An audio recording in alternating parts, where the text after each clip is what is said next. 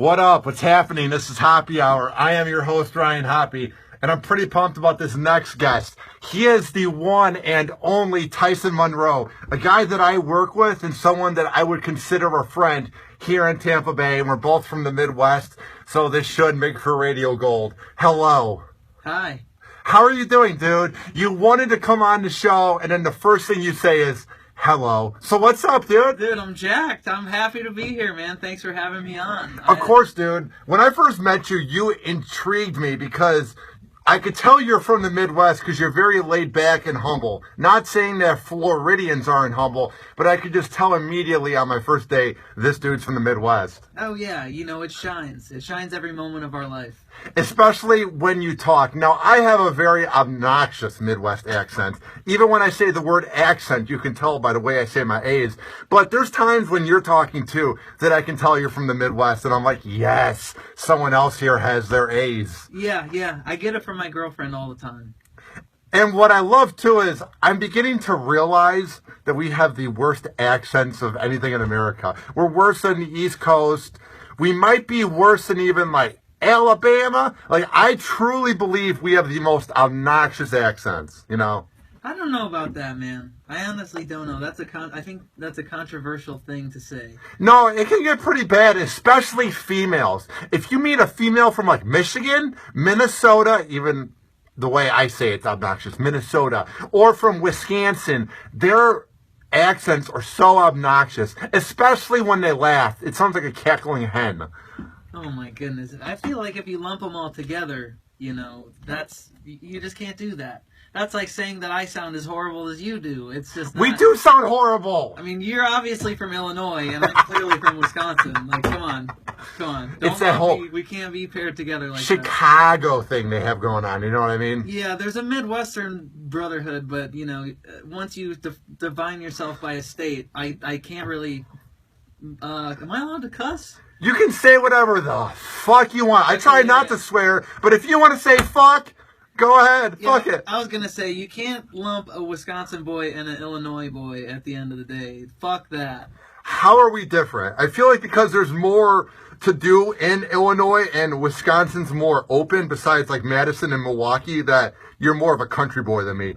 I'm not necessarily what you would call a country boy. What are you? I would call myself a vagabond and a roamer and a drifter, maybe. Why? Did you drop out of high school or something? No. I just, you know, I was that kid in high school. I could just talk to anybody. I could just mingle with any crew. Yeah, I feel like you weren't a part of a group. I feel like you were cool with the jocks, cool with the nerds. Absolutely. Cool with the emo kids. I was the Ferris Bueller of Oconomowoc High School in Sounds Oconomowoc, like Wisconsin. Quite the town. What was there to do there besides go to like Applebee's? Oh my gosh, it was a Chili's. Applebee's was in Delafield next door, so don't get it twisted. But how was the sports fan base there? Did you guys care about the Packers a lot, or was it local football? Oh, everything, every sport, because there's nothing else to do. Everybody cares about every. Me personally, I'm not much of a sports guy, but in Wisconsin, people get so passionate about it. You see people having basically 12-course meals on the grill in the parking lot. You guys are so obnoxious. I hate you people. You Packer fans. Ugh. Wearing your cheese heads. And I don't think people in Florida really get how obnoxious Packer fans can be. Oh, it is the absolute worst. It's like, shut your mouth. They should know, because I think the number of Wisconsinites and what would you call them? Fibs, I think is what we used to refer to them to. Your Illinois people. Why are we fibs? We call that a fucking Illinois bastard. I've never heard that because it's hacky and unoriginal. Yeah, it's like saying, what do you call a hot girl in Green Bay? A visitor. Oh, no. I truly did not know where you were going with that one. Curveballed me.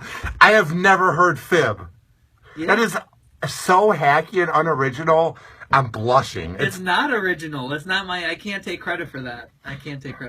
It is weird how I feel like Wisconsin and Illinois hates each other, and that's the biggest rivalry in all of the Midwest. I know Michigan and Ohio doesn't like each other, but I feel like there's pure hatred because of the Packers and Bears. I feel like it really makes things heated. Yeah, you know, if somebody whooped on me as much as the Packers whoop on the Bears, I wouldn't like them very much either. Yeah, dude, it's weird how you guys had Brett Favre for 20 years and now Aaron Rodgers for about 20 years. So it's like 40 years of bad Bears football just getting crushed and our dreams just getting annihilated. Yeah, I mean, honestly, at the end of the day, I'm only watching football for the snacks and the drinks and the good company. You're lame. You don't watch sports. What's your reasoning? I feel like any man that doesn't watch sports needs to explain to me why they don't. It's not all sports. It's just certain sports. I enjoy a good UFC fight. I enjoy some classic WWE or, some throwbacks from I also like watching Breaking Bad because that's a sport. Nothing that is scripted is a sport. I'm sorry. Wrestling's not a sport. It's entertainment. But I just got done watching Ray Donovan last night and Sons of Anarchy last week. That's a sport too because there's fighting. Would you call it gymnast? An athlete? But it's not scripted. Anything that doesn't have a plot line is a sport to me. Even competitive eating. We were talking about that to Soul Brother Kevin here in the hallways at work. I would say that's a sport because you have training. People don't know how hardworking competitive eaters are. Like, they actually really train hard to look like pigs on the 4th of July. Yeah, it's a dedicated craft.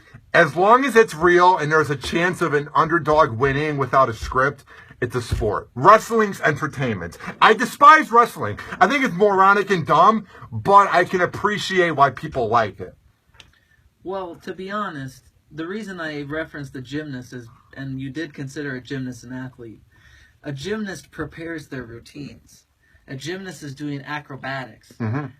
Take a gymnast and put them in the wrestling ring and then slam them around on hard surfaces and from high ladders and off the turnbuckles. Okay. It's not natural. Great. Cool. I'm happy that there's a lot of violence and a lot of bruises in wrestling, but it's also been predetermined by Vince McMahon and all the writers that wrestling has. That's why it's not a sport. This underdog gymnast could come in and take over the world. Nobody's coming in and taking over wrestling. It's already been determined. There's no underdog, dude. That's what I don't get is it's just trashy looking too. Whenever I try to watch it when I'm on the treadmill at the gym and it's on like Monday, I'll watch it and I'm just like, ugh, this is so dumb. Yeah, I'll admit, the WWE and pro wrestling is not what it once was. I don't completely stand by it, and if you ask anybody that I normally would talk wrestling to, you would know that my opinion is usually a harsh one and a very critical one like your own. Well, I can get into wrestling like from the 80s, like the Snake, Jake the Snake, or Andre the Giant. That seemed more entertaining. But now it's just dudes that never take showers just yelling at each other on roids. It seems silly to me. Yeah, I mean, but if you ever see, like, I don't know, for some odd reason, the first thing that comes to my mind when you're talking about these dudes not showering, they're always coming out to the ring with all their hair is wet. So how else do you think? That grosses me out, too. That's one thing. Weird. I'm not saying I need an athlete to be handsome because I'm not gay. I don't care about looks. But I just hate looking at these gross, sweaty men. Like, get a hold of yourself, you imbeciles. It's to each his own. It's to each his own on an entertainment scale. Do you watch sports because you really love to watch sweaty guys run around and tackle each other on a football field? Or do you love to get behind a team and root for somebody?